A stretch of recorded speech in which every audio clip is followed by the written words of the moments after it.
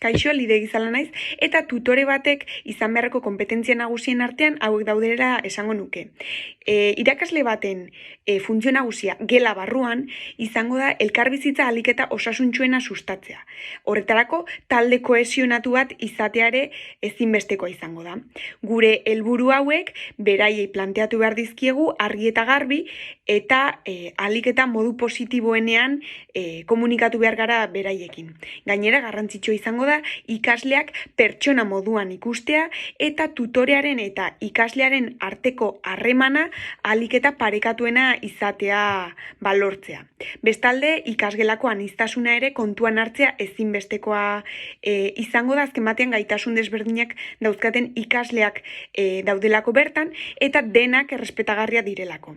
Familiari dagokionez, garrantzitsua izango da baita ere gurasokiko hartu eman estua izatea, harreman estu bat izatea, beraien seme-alaben behar izan horiek ahalik eta hobekien betetzeko.